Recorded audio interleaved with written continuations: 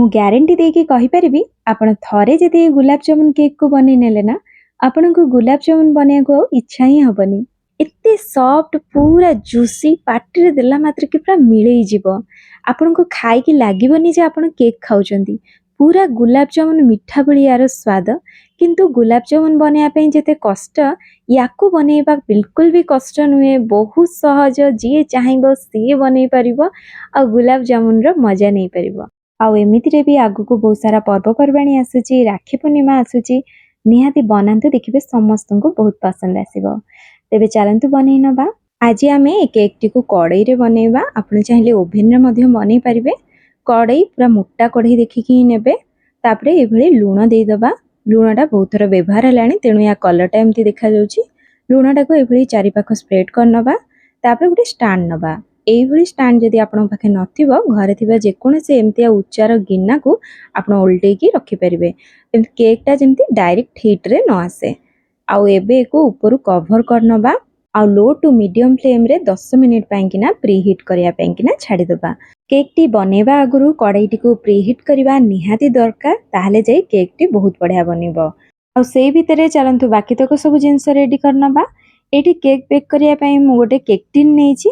ଆପଣଙ୍କ ପାଖରେ ଏମିତି ଯଦି ନଥିବ, ଆପଣ ଘରେ ଥିବା ଯେକୌଣସି ମୋଟା ଗିନାରେ ବନେଇ ପାରିବେ। ଆଉ ଏବେ ଏଥିରେ ତେଲ ଲଗେଇ ନେବା। ଆଉ ଉପରୁ କିଛି ମଇଦା ଛିଞ୍ଚି ଦେଇକିରି ତାକୁ ଚାରି ସାଇଡ୍ ବୁଲେଇ ନେବା। ଏମିତି କରିବା ଦ୍ୱାରା କେକ୍ ଆଉ ତଳେ ଲାଗେନି ଆଉ ବହୁତ ସହଜରେ ବାହାରି ଆସେ।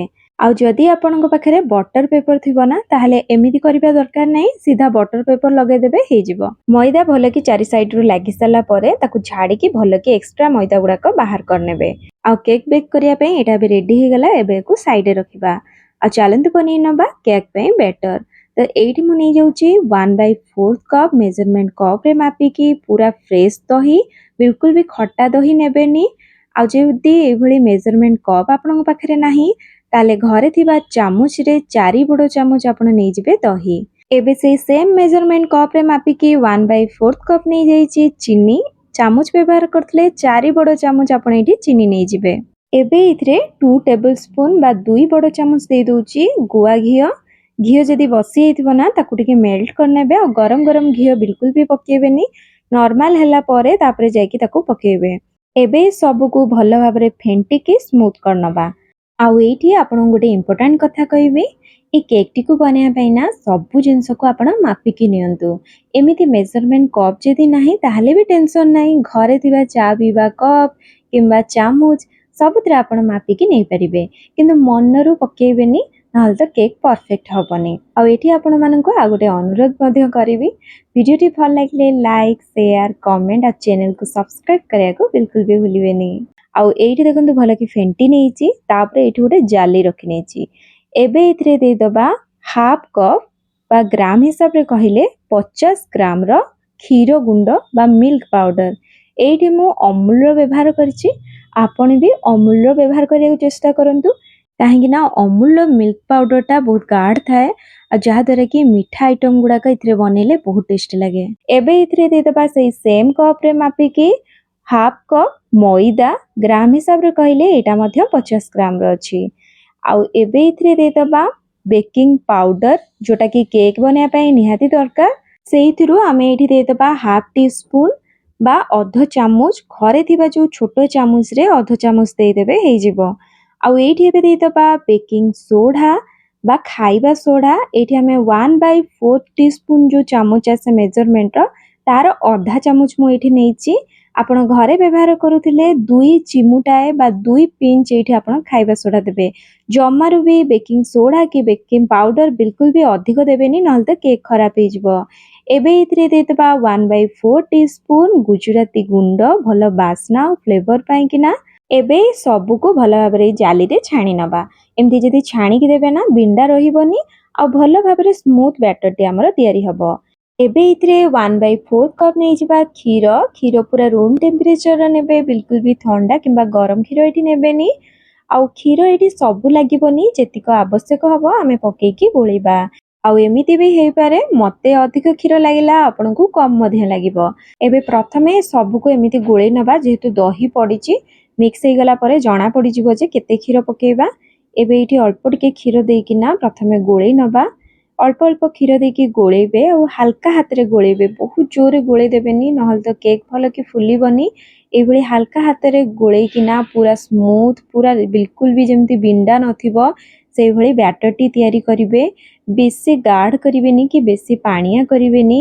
ଏଇଭଳି ଦେଖନ୍ତୁ ପୁରା ପରଫେକ୍ଟ ବ୍ୟାଟର ତିଆରି କରିବା ପାଇଁ କିନା ଜାଣିବେ କେମିତି। ଏମିତି ଗୋଳେଇ ସାରିଲା ପରେ ଉପରୁ ଏଭଳି ତଳକୁ ପକେଇବେ, ପୁରା ଗୋଟେ ରିବନ ଭଳି ଥାକ ଥାକ ହେଇକି ପଡୁଥିବ, ଜାଣିବେ ଯେ ପୁରା ପରଫେକ୍ଟ ବ୍ୟାଟର।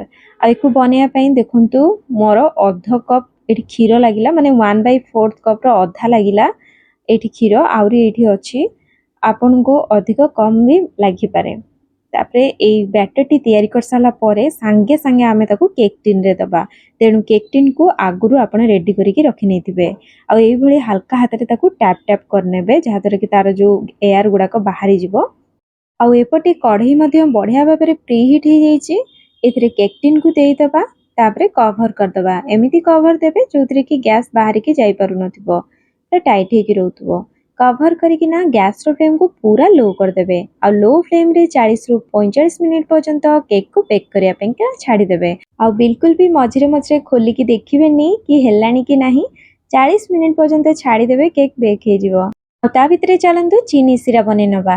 ଏଇଠି ମୁଁ 1 କପ୍ ଚିନି ନେଇଛି ଆଉ 1 କପ୍ ପାଣି ନେଇଛି, ମାନେ ଯେତିକ ଚିନି ସେତିକ ପାଣି। ଏଇଠି ଭଲ ଫ୍ଲେଭର ପାଇଁକିନା ମୁଁ ନେଇଯାଉଛି ଅଳ୍ପ ଟିକେ ଗୁଜୁରାତିକୁ ଛେଚିକିନା। ଆପଣ ଏଇଠି ଚାହିଁଲେ ରୋଜ୍ ୱାଟର କିମ୍ବା କେଶର ମଧ୍ୟ ପକେଇ ପାରିବେ ଆଉ ଅଧିକା ଫ୍ଲେଭର ପାଇଁକିନା। ଏବେ ଏକୁ ଫୁଟିବା ପାଇଁ ଦେବା, ଯେପର୍ଯ୍ୟନ୍ତ ଇଏ ପୁରା ଚିନି ମେଲ୍ଟ ନ ହେଇଯାଉଛି। ଚିନି ବାସ୍ ମେଲ୍ଟ ହେବ ଆଉ ହାତରେ ଧରିଲେ ଏଇଭଳି ଲାଗୁଥିବ ସିରାଟା ଯେମିତି ଆମେ ତେଲକୁ ଧରିଲେ ଲାଗେ, ସେଇଭଳି। ଏଇଠି ଆମକୁ ତାର କରିବାର ନାହିଁ, 1 2 ଏମିତି ତାର କରିବାର ନାହିଁ, ଜଷ୍ଟ ଖାଲି ଚିନି ମେଲ୍ଟ ହେବାର ଅଛି। ଏବେ ଏଇଠି ଦେଖନ୍ତୁ ଫୁଟିକି ଭଲକି ସିରାଟା ଏବେ ରେଡ଼ି ହେଇଗଲା, ଏକୁ ସାଇଡ଼ରେ ରଖିବା। ଆଉ ଏଇଠି 40 ମିନିଟ୍ ପରେ ଦେଖନ୍ତୁ ବହୁତ ବଢ଼ିଆ ଭାବରେ କେକ୍ ପୁରା ବେକ୍ ହେଇଗଲାଣି। ଏ ଗୋଟେ ଟୁଥପିକ୍ରେ ମୁଁ ଆପଣମାନଙ୍କୁ ଦେଖାଉଛି, ଦେଖନ୍ତୁ ବିଲକୁଲ ବି ଲାଗୁନି। ଏଇଭଳି ଟୁଥପିକ୍ ଇନସର୍ଟ କରିକି ଦେଖିବେ, ଯଦି ଲାଗୁଥିବ ତାହେଲେ ଆଉ 5 ମିନିଟ୍ କଭର କରିକି ମଧ୍ୟ ବସେଇ ଦେଇପାରିବେ। ଏଇଠି ଏବେ ଆମର କେକ୍ ବେକ୍ ହେଇଗଲାଣି। ଏବେ ଏକୁ ତଳକୁ କାଢ଼ିକି ଟିକେ ଥଣ୍ଡା କରିବା, ପୁରା ଥଣ୍ଡା କରିବେନି, ଯେମିତି ହାତରେ ଧରି ପାରୁଥିବେ ସେତିକ ଥଣ୍ଡା କରିବେ। ଦେଖନ୍ତୁ ଏଇଠି ହାଲକା ଥଣ୍ଡା ହେଇଗଲାଣି। ଏମିତି ଛୁରୀରେ ଟିକେ ସାଇଡ୍ ସାଇଡ୍କୁ ଛଡ଼େଇ ନେବା, ଯାହାଦ୍ୱାରା ବଢ଼ିଆ ଭାବରେ କେକ୍ଟି ପୁରା ପ୍ଲେଟ୍କୁ ବାହାରି ଆସିବ। ଏବେ ଉପରୁ ଗୋଟେ ପ୍ଲେଟ୍ ରଖିନେବା, ଏଇଭଳିଆ ଉଲ୍ଟେଇ ଦେଇକି ଉପରୁ ଟିକେ ଏଇଭଳିଆ ଟ୍ୟାପ୍ ଟ୍ୟାପ୍ କରିନେବା, ଯାହାଦ୍ୱାରା କି ତଳଟା ଛାଡ଼ିଯିବ ଭଲ ଭାବରେ।